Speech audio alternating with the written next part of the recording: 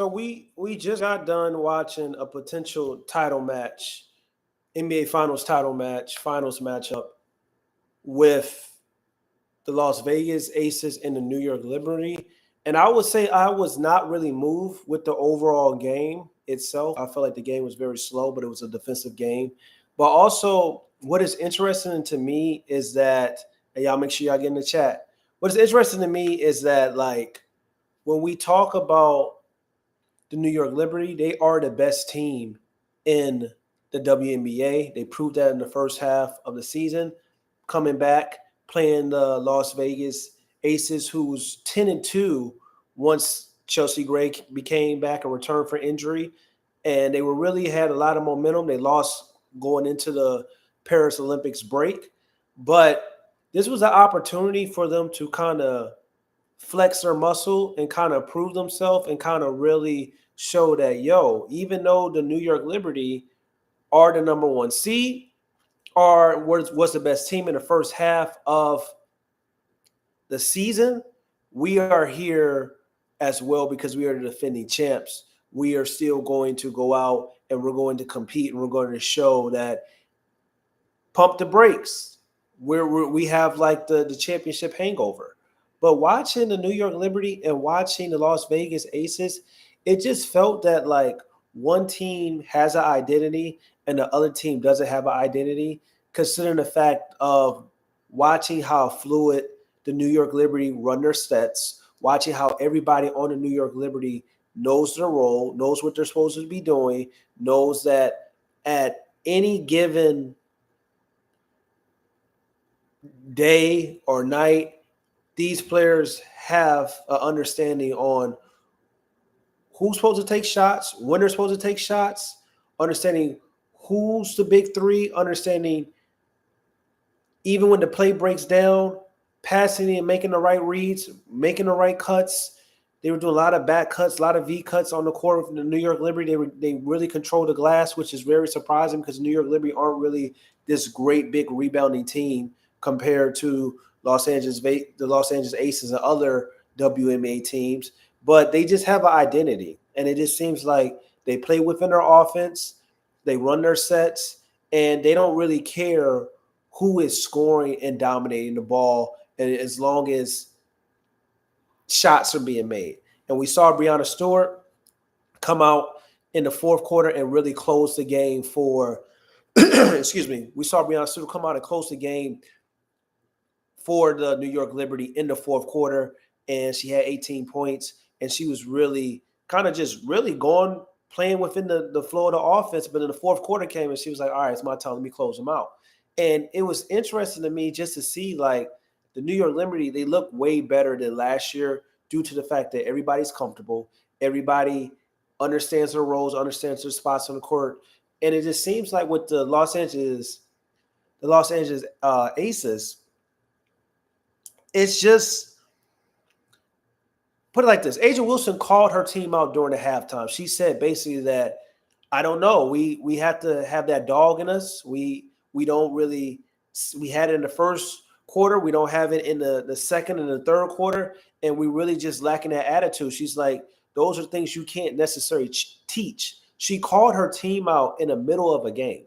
And Asia Wilson, she showed up from start to finish, and I feel like they could have really incorporated her more in the offense and tried to really ran some more sets and plays for Asia Wilson. But from a talent perspective, the Aces are way better than the New York Liberty from top to bottom. But the problem is it just feels like at times they have too many cooks in the kitchen. Even though they have Asia Wilson, everybody knows she's the best player offensively and defensively. She had 3 steals, shooting the gap, getting easy transition points on her steals, as well as she's a league leader in blocks. So she does a lot of things well defensively and offensively, but sometimes it just feels like their offense is very stagnant. And a lot of times I feel like with Chelsea Gray, she is a great point guard, but sometimes like she doesn't push the ball in transition and she doesn't really push pace. It's like she really controls pace for us in the half-court setting, but getting out on open, fast break transitions, they really don't do that unless it's a Kelsey Plum getting the ball and going.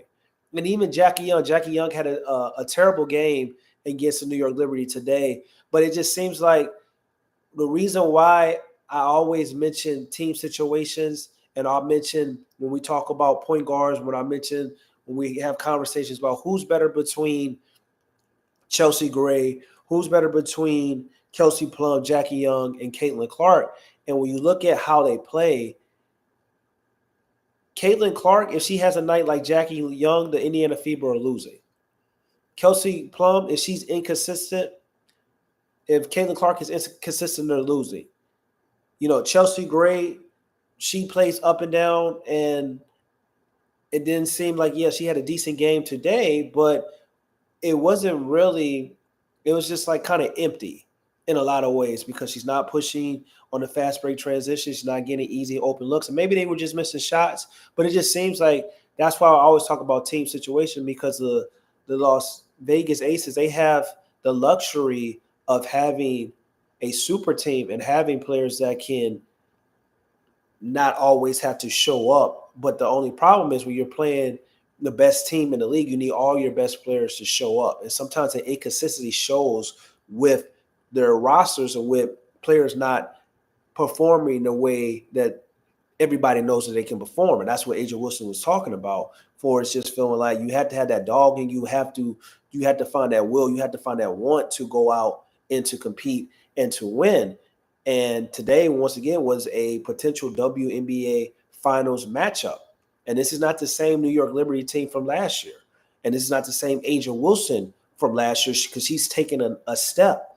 But unfortunately, when you look at the Las Vegas Aces, it's just kind of like, it seems like Ajawilson took a step forward and everybody else has either stayed the same or they're not really playing the way that we know they're capable of playing with that consistency that we saw last year. But it's hard, first off, winning back-to-back, and they did that already. They won back-to-back championships. It's even harder trying to go for a three-peat. We only seen a few teams in NBA and WNBA history that have accomplished that, and that's something that the Las Vegas Aces are trying to do.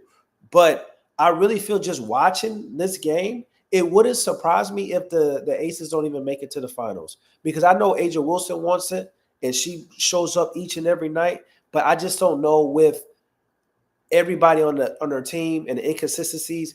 I don't know if everybody understands their role. It's too much like, you go, I go. If I got the rock, I want to go. I want to try to score. I'm looking for my shot at times. Then we got Chelsea Gray, who is trying to be the point guard and things of that nature, but she really slows down tempo, even though that's great in the half-court setting at times, especially in the playoffs. But it's like, if she's not slowing the ball down and finding an open man or hitting a mid-range jump shot, she's really not putting any rim pressure on the defense or really finding the right reads for pushing the ball out on the break. So I really believe that, I want to believe that the Aces are going to figure it out. But after watching the New York Liberty and watching what the Liberty did to them, it was a ass kicking. It was a beatdown. It was a stomping. They got smacked in the mouth. And it's crazy because the Liberty weren't great in the first quarter. And then it's like they hit the switch.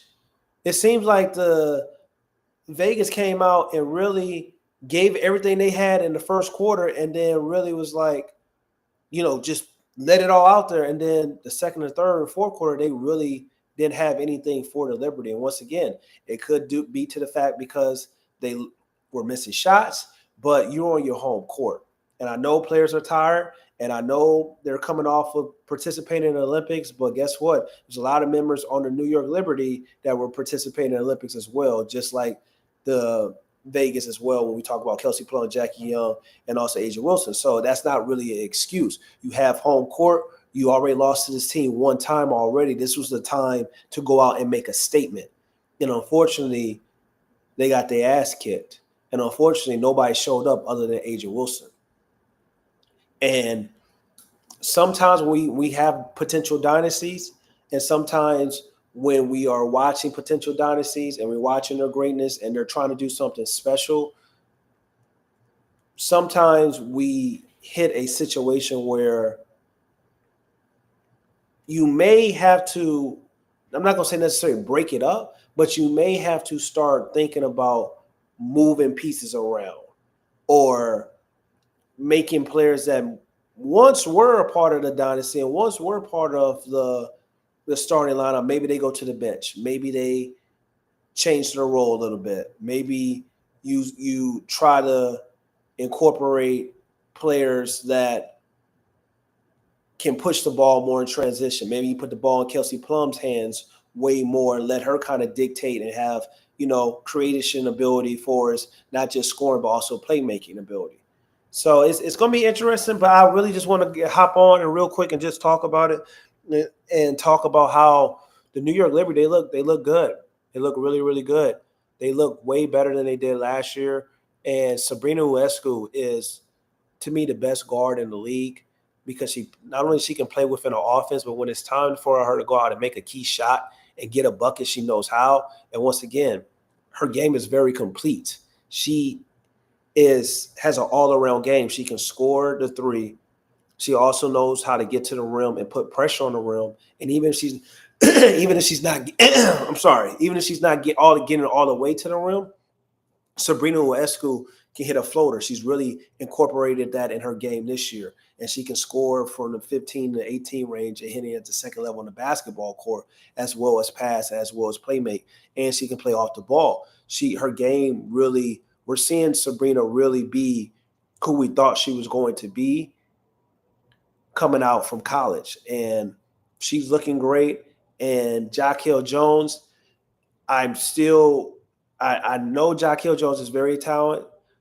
She's very talented. She's very skilled, but it just seems like if she's not getting involved early, you may have a better chance of beating the New York Liberty. And that's something they still got to figure out her role, because some nights she looks like her last game, she had 34 points against the Aces.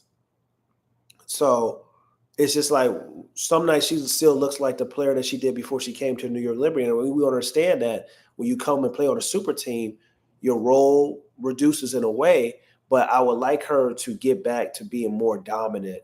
And she was missing a lot of layups by the rim.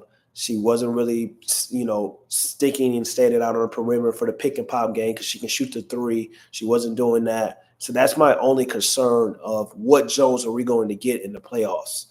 Are we going to get the Jones that can go out and get you 20 and 10 or 25 and 10? Or are we going to get the Jones that's going to go out and get you 10 and 8? And sometimes most of the season we've been seeing that it's more so to that 10 and 8 Jones. And maybe that's due to the factor of the New York Liberty really just play within the flow of the offense. But I really feel like sometimes you have to get certain players going, especially for big men. Like Jones is not a big man like Stewart or Ajawilson that can really handle the ball and really can create her shot, even though she can extend out to the perimeter, but that's more so in the pick and pop game. That's more so dumping in the post, letting her back down, hitting a turnaround, little fadey from the 10 feet range. So she needs a guard or needs a system to allow her to get some motion and movement going. That's my only concern for the New York Liberty, especially when we get to the playoffs, because once again, the Aces, they are the most talented team in the WNBA. They're 16-9 right now. And with that loss, I believe they are the 6th seed. And I'm not saying seeding doesn't really matter. We know you want to be to that top 4 in the WNBA so you can get that first round bye. But from a talent and skill set position, the Aces are the most talented and skilled team in the league. But the problem is maybe they still have that championship hangover. I don't know. But at the end of the day, it's hard to three-peat. It's hard to win back-to-back, but it's even harder to three-peat. And it's even harder when it feels like players on your team don't understand their roles and don't understand that, like, Ajawilson needs to touch the ball every time down on the basketball court. I know Kelsey Plum is great. I know Jackie Young is great. I know Chelsea Gray is great. But like, you want to run your offense through Asia Wilson, make sure she's having touches every possession. They weren't necessarily doing that.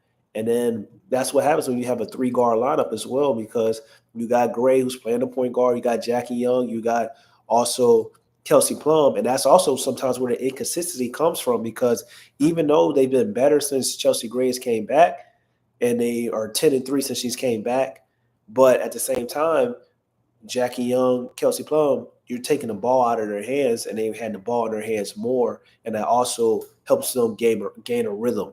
And a lot of times when you watch Las Vegas Aces play, it seems like when Jackie Young is on, either Kelsey Plum and Gray is not on. When Kelsey Plum is on, it seems like Jackie Young and Gray is not on, or you may have the 2 out of the 3 on. It just never seems like collectively the togetherness is there for the Aces, because when Asia Wilson is always on, she's the main constant for that team. She's the focal point. She's that girl. She's that MVP. She brings it every single night. Even today was kind of a little off game for her, but she still produced offensively and defensively. But it just feels like I don't know what Kelsey Plum I'm going to get on a nightly basis. I don't know what Jackie Young I'm going to get on a nightly basis. I know they average similar numbers, 17, 18 points per game. But at the same time, it's just because you average a certain amount of points, sometimes that can be in garbage minutes. Sometimes that can be where one is on right now and then another one's off the bench. It seems like sometimes they may have to mix those lineups up or figure something out, because a lot of times when they're starting and they're playing together, they're not all connecting at the same time. And the season is getting late. Like, we're gearing up, getting ready. It's like 12 games left, and then there's getting ready for the postseason. So you don't have a lot of time to really figure things out and really to get things going. Like, this is why coming into this game, everybody was interested to see how the Aces were going to perform and how they were going to compare to the New York Liberty, who has been, that synergy has been in sync this entire year, and it wasn't there for the Aces. So and based on what I saw today, I don't know if I can believe that, even though as talented and skilled the Aces are, I don't know if I can believe that they're going to go out in three-peat and do something that hasn't been done since the Houston Comets, which would be remarkable. But I just don't see it. I really don't see it. It's and I'm not going to say that it's too many other great teams in the league, because the league is very small. It's not that many teams as it is. It's very top heavy. But at the same time, Connecticut is very talented. The Seattle Storm is very talented as well. Like, we have a surging Indiana Fever. Even though they're the 7th seed right now, they're trending and moving in the right direction, even though I still think they're under 500. But it's some teams where you can get in some spots and some tricky situations, especially if it's a situation where you aren't one of those top 4 seeds. And right now they're 16-9. So you can get it in Minnesota is also good as well. Nefessa Collar, she's a hooper. She's a bucket getter. And she missed 5 games before Paris and played in Paris, and she was balling and hooping with the United States when she got her minutes. That's going to be a team that you had to look out for. Her and Kayla McBride, they're bucket getters. So it's just like, you really want to make sure you're in this top 4 seed. But I don't know if I'm as confident as I have been before about the Las Vegas Aces, due to the fact of collectively together, their star and their core players aren't doesn't seem like ever on at the same time. And that's very, very concerning. That's very, very alarming. And even Asia Wilson, your superstar player, coming out during the middle of the game, basically questioning y'all heart, questioning y'all attitude, questioning if y'all got that dog in you, and saying, like, we had it in the first quarters and it seems like we lost it. I don't know what to really say, because it's not an X's and O's thing. It's a inside thing. It's a me as a player thing. And that's a very interesting thing to say from Asia Wilson, considering the fact that they are 2-time defending champs. It's just like, You wouldn't expect that. You expect a team that's never won a championship before to be lacking that dogness, that mentality, that character, that mental toughness. And it just seems like this year, in general, with the Las Vegas Aces, they're lacking in those things, but they're lacking that synergy when we talk about being a group of girls that are really connecting and understanding their roles on the basketball court. It just seems like they don't have it. Only constant, once again, is Wilson. Jackie Young's inconsistent. Kelsey Plum's inconsistent. Chelsea Gray's inconsistent. Like, it's too much inconsistency from their core players. And maybe, once again, maybe you switch the lineup. Maybe you don't start all three at the same time. I don't know. But at the end of the day, this team is not looking like a guaranteed lock to make it to the WNBA finals as of right now, like they have looked in the past. So we're going to see, man. It's going to be interesting, and it's going to be a great, great, great second half for the WNBA season. Once again, my girl, Ajawilson, she is a bucket. she is the MVP without question. She is killing the game. Like, she defensively, she's really, you watch the game today against Liberty, like, she just does everything right. And she plays with so much energy, so much passion. It's almost like watching Kevin Garnett, but, watching Ajawilson, in a woman, watching Kevin Garnett kind of like in a woman's body. That's how much passion she plays with. That's how much you can just see how much the game means to her. And sometimes it feels like maybe to her, probably in the locker room and probably in that interview, which I already talked about, it probably feels like, like, why do I got to get y'all going? Why do I got to get y'all excited? Why, like, don't y'all love the game as much as me? Don't y'all want to win? Don't y'all want to go out and compete? And sometimes when you have that level of passion and that level of energy, not everybody's going to have that, of course, but at the same time, in her mind, she like, this ain't it. This ain't it. And I got it. Y'all need to got it. Y'all need to figure it out, because at the end of the day, can't nobody question Ajawilson. Can't nobody question what she's doing on the court. Can't nobody question her passion. Can't nobody question her defensive tenacity. Can't nobody question her being consistent on offense. Nobody can question her. So that maybe that's why she can come out and question others, especially when they're being inconsistent. And then we got to start looking at Becky Hamm, because it's just like, amazing coach, incredible coach, but some things have came out about her and the investigation we know with Hammy going on.